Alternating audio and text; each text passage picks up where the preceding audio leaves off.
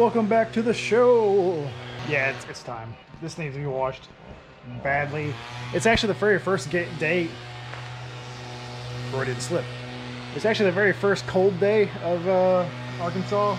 I mean, cold. It's 50, and it's not too bad. But either way, I need to get this thing washed. I need to start cleaning this stuff up because I got some stuff I really need to go ahead and start doing to it. Go ahead and do a cursory check of everything to make sure everything else is good. But until that, I gotta get this thing cleaned up. And with the neighbors, you know, using a leaf blower over there, this video is not gonna be that great. So what I'm gonna do is try the time lapse on this thing. So watch this time lapse.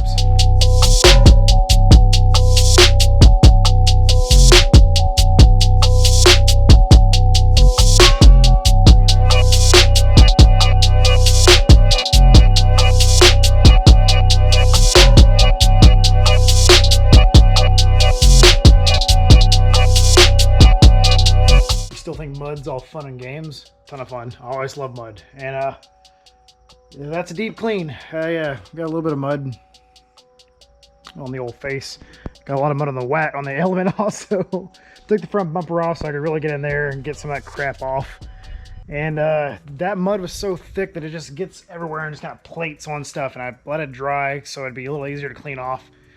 Thinking that might work, and there is a method to my madness, and I don't know if it worked or not. It still needs a good scrubbing under here, but it's better. It definitely is better. You can see the hood's all cleaned up. It still has film on there, like you can see here. It just needs to be rubbed down and scrubbed real well, and that'll come. It'll come soon. The part that I'm dreading, though, I'm gonna clean all this crap out too, and I'm not gonna do it today. Not in this video, at least. A little bit of drippage in there. The problem with the wagon, you can see the drip lines here. It's because of this roof. That between that and this rotted seal, it leaks. It's kind of like a wagon thing. If you have a wagon, you know that struggle, especially if you go into a really high pressure car wash. Well, I know I kind of picked this up in a random spot, but welcome to Pick and Pull. And Ryan's here too. There you are. So we had to pick up a few things. Got a few things from my buddy too that he was needing. It's kind of a general rule. Whenever I come up to Pick and Pull, if I know people are working on stuff, I'm like, hey, what do you need? And we come and grab them some stuff. So Dustin, here, I got your stuff. Got a pedal assembly for an EG, and then a window for a EK passenger side. It smells horrible. Yeah, it does. Had this old purple tint on it. I wish you had smell everything, because that's it's so weird. It's like flaky and crusty and nasty. Yeah.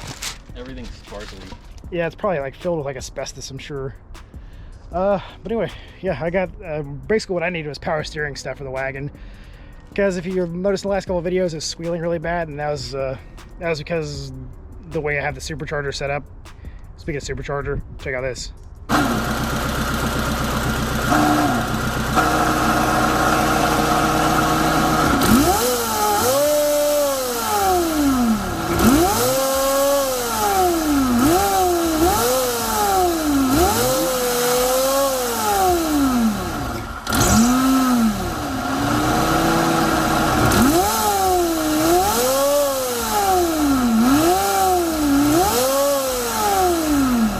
Well, I hope you enjoyed the little supercharger action. I do have some good news. So I just drove about an hour and a half from my house to my dad's house with the supercharger.